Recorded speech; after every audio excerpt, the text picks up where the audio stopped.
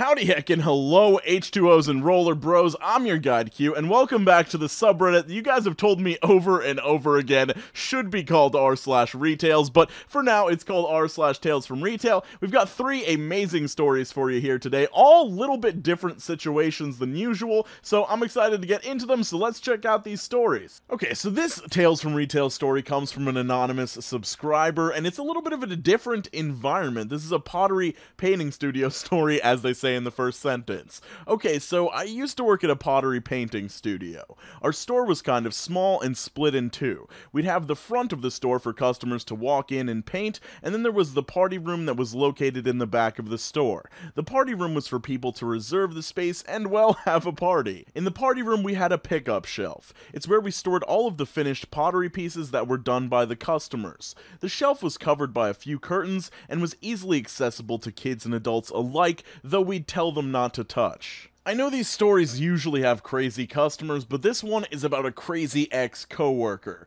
Anyways, our boss was notorious for hiring the worst employees imaginable, and she just hired a girl who we'll call Horse Girl, HG for short, so I'm not sure if this girl is super into horses or maybe looks like a horse and this person is just throwing shade at this employee, but she was no different from the other awful employees. She had no filter whatsoever. Whatever she was thinking, she'd say out loud. She also lifted up her shirt to show multiple customers her ringworm. She even went onto the computers to find a customer's phone number to text him, telling him his pieces were done, which is a big no-no. HG always bragged about having a degree in writing and how she had to work at a pottery studio. She constantly swore in front of customers and spoke very loudly. We're supposed to be a child-friendly place. HG was also a pageant girl and thought she was better than everyone. Now to the story. It was a weekend, so only 3 of us were working at the time. HG, my coworker, E, and I.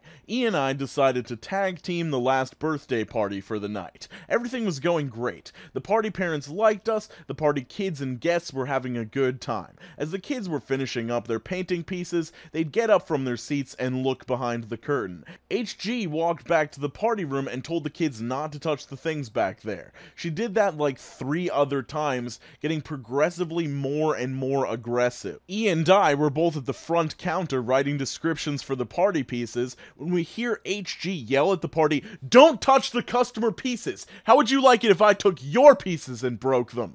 The whole store was silent. You never yell at a customer, especially kids. You also never yell at a party that you're not in charge of. You just shouldn't yell. E and I looked at each other and decided to do damage control. We talked to the parents and they were very upset. Of course, we were very apologetic, telling them her behavior was unacceptable. As the party went on, kids being kids, they didn't listen. They started to look behind the curtain again. I walked up to them and nicely said, "Hey, you can look, but please don't touch." The party dad saw this and said, "See, that's how you do it." We told HG to apologize when the party parents were bringing out.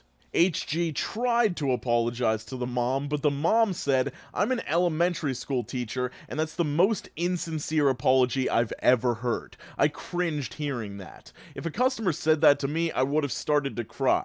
HG kept trying to defend herself and her actions, but the parents were having none of it. After the party parents and their guests all left, E and I went into the office and we called our boss. We told her exactly what happened and we gave her their number so she could call the party parents. After 10 minutes or so, our boss called us back, telling us that we had to refund the birthday party, which was $200+. She also told me that I had to tell HG to go home. I told HG to leave for the night and she started crying, thinking she didn't do anything wrong. She then cornered E in the back room, making E give her a hug. HG started confiding in her, telling her that her boss can suck her metaphorical D. Another 5 minutes, our boss called again asking if HG had left yet. I said no, and my boss told me to tell her that HG had to leave in the next 5 minutes, and if she didn't, that I had to call security. I hung up and peeked through the doorway to the back door and said, "HG, you have to leave right now or else I have to call security." She finally left, still in tears.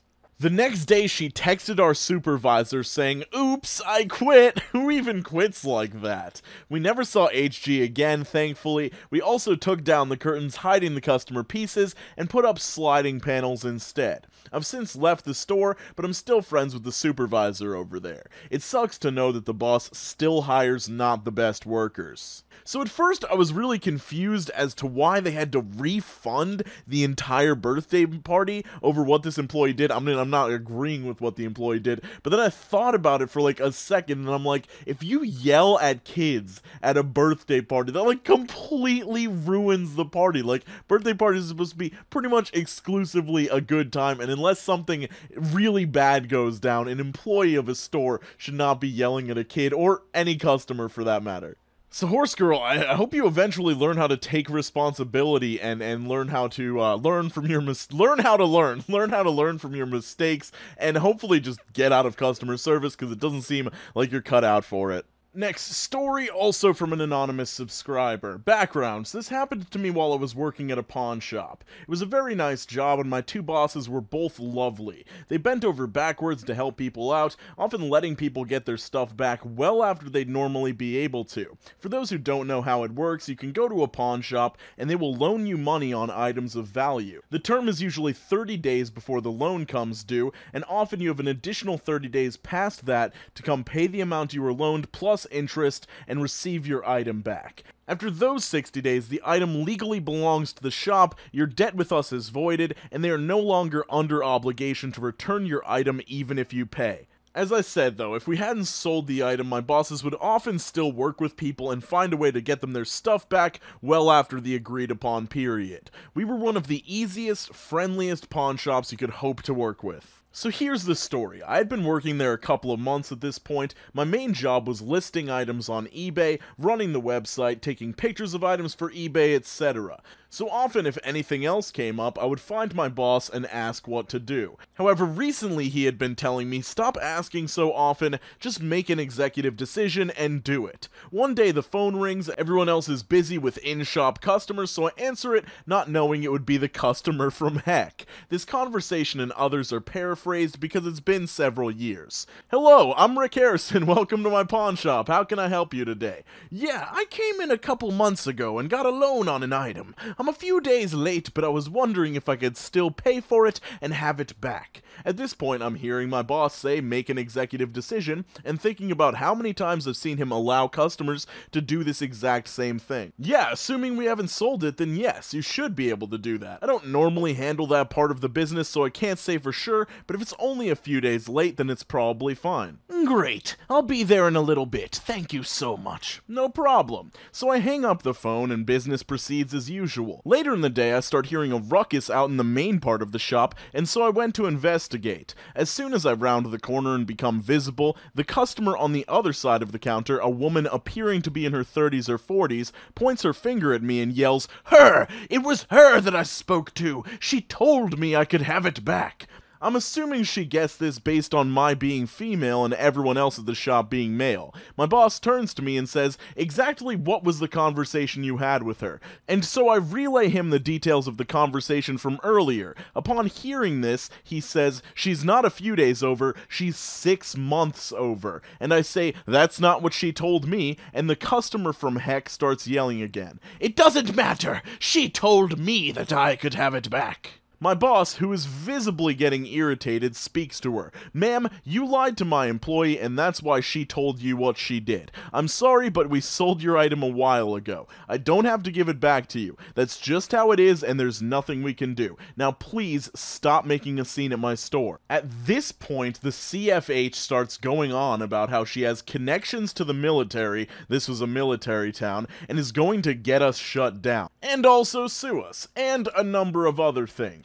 My boss tells her to leave, otherwise he will call the police and have her escorted out. And if you think she was bad before this point, well, here's the reason I'm writing this story. She turns and starts to walk away from the counter as she reaches one of our aisles heading towards the door, still continuing to yell about how she is going to have the military shut us down. She sticks both arms out wide and starts knocking items off of the shelving as she goes by. We watch this in awe, not really even comprehending what we are seeing. I've never before seen an adult act so childish. When she reaches the exit, she opens the door wide and slams it back shut hard. In front of our store during the day, we have a bunch of larger outdoor type merchandise, including a lot of bicycles. She walks down the row of them, knocking each to the ground. When she gets to the end, she takes the bicycle there and rolls it out in the parking lot as far as she can get it to go. Luckily, it didn't hit anyone's vehicle or make it into the busy street, instead collapsing in the middle lane of the parking lot. She then stomps her way to her car, gets in and starts it, screeches her tires fiercely, and leaves. I saw quite a few bad customers during my time there, not as bad as a certain pawn shop themed TV show might have you believe though,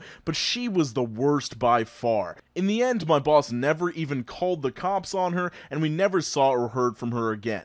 We picked up the mess she made, and the business proceeded as usual. I was a little worried that my phone call with customer from heck had caused this mess, but my boss was very much on my side. She lied to you, you made an executive decision like I told you. Don't worry about it. Honestly, working there was the best job I ever had. Okay, so she's going to have the military shut your store down. When one, it's a military town, so there's a very likely chance that people that own the store also know people in the military. I'm not sure if she has any special connections, but completely putting that to the side, this woman broke the rules of pawning something. When you pawn something, you're like, I'm going to give you this item, you give me money, I pay you back that money, I get my item back. You waited an extra 6 months and somehow couldn't conjure up the money to get your item back, so you forfeit your item. That's just how it works. Also, I'm pretty sure you have to sign something when you pawn something to a pawn shop so that they don't get screwed over by random stuff like this, just saying that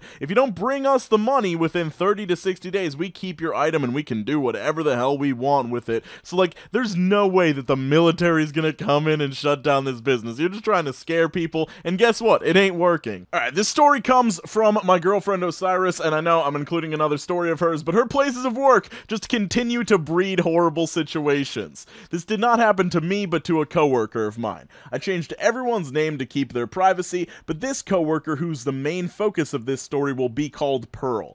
Pearl is the front desk worker at the hotel. The assistant manager that night was Lance. Pearl and Lance didn't get off work until 11 p.m., but Lance told Pearl that at 7 p.m. he was leaving early to go on vacation. Lance also told her not to get him from the back office unless she had more than 3 people to check in. Pearl, being new, was understandably nervous about this. Even though Lance promised he would help Pearl when she had many people to check in, when she needed help and called for him, he refused to help her out. Inside the hotel is a small restaurant and bar. Normally 2 people work there at all times, but one of the new hires didn't show for her shift, so they left the other worker, Maria, all by herself. Maria became slammed later that evening. She had to work the register, cook, bartend, and clean. I know that sounds crazy, but that's actually how this restaurant works. The restaurant employees do get paid more because they do so much, but I still think it's a huge amount of responsibility. Customers started complaining about their food taking too long to come out, so they got Lance. Lance told Pearl to go help Maria out. Pearl stated that she had absolutely no problem with helping, but since she wasn't trained over at the restaurant/bar, she would need to be shown how to do it. Lance didn't have the chance to leave at 7 p.m. as he initially planned, because it took him quite a while to get Pearl from the kitchen back to the front desk. He did so eventually, and at 9 p.m., 2 hours before he was supposed to clock out, he tells Pearl, "Good luck, see you next week," and leaves the hotel. Mind you, there are numerous people still checking in, and Maria is still struggling in the restaurant/bar, and the only manager with authority leaves early. Apparently, neither Pearl nor Maria left the hotel until 1 a.m. that night because both of them were so overwhelmed and had to clean up so many messes. I only knew about this entire incident because I was there when Pearl was writing out her incident report and read through it thoroughly after she was done. Okay, I just wanted to give you guys some safety tips because I did just look this up because I was curious. It says do not use flour, baking powder, or other cooking powders that may resemble baking powder or salt. They have different chemical makeups and will not react similarly. They will make the fire worse. So I don't know how the flour worked out in this situation. Maybe it was just luck, but they say you should use baking powder or salt. Don't put it near water. If you need to, use a Class B dry chemical fire extinguisher. extinguisher, and make sure you cover the flames with a metal lid or cookie sheet. I'm sorry, I was just looking this up because I wanted to make sure the information in the story was accurate, and it wasn't quite. So to me, this is just absolute incompetence and laziness, and it's so ridiculous. I don't know if I should be more mad at Lance himself or the hotel for hiring the dude, because obviously he doesn't care enough to actually, like, take care of these things. And I was so shocked when I heard him say, "Do you think I know how to do that?" Because in my opinion, I'm not sure if this is how all places handle their management. If you're the manager of a store or a restaurant, you should know how to at least adequately do every single job in that store or restaurant. Like, you guys might think that's asking a little bit much, but I feel like a manager should be at least able to fill any role that they need to. Like, if it's in a store, they should be able to work the registers and stock shelves and do things in the back of the store. I'm not a store person, but if it's in a restaurant, they should be able to make drinks, they should be able to wait tables, they should be able to use the computer system, they should be able to cook food if they really had to. And I'm not saying that they need to be exceptional at all of these things, they just need to be able to be better than a person who is in their first week of working at the front desk that doesn't know anything about the restaurant section of that hotel. You're a manager, you should be experienced more than a person who's not even trained in a certain position. This is just ridiculous, and I'm glad that nobody died from fire and that there wasn't more, like, worse damage to the restaurant. But let me know, if you were Pearl in this situation, would you continue to work at this hotel, or would you just call it a day and be like, I gotta get on frickin' Indeed and find a new job? But anyway, skate on to the best of your abilities. If you like this video, you'll probably like other videos in the Stories Read by Q-Star playlist that I have. That'll be in the end card here. I hope you have an absolutely fantastic day. Make sure you're drinking more water. Make sure you're skating on to the best of your abilities. I will see you very soon, and yeah, have a good one, dudes.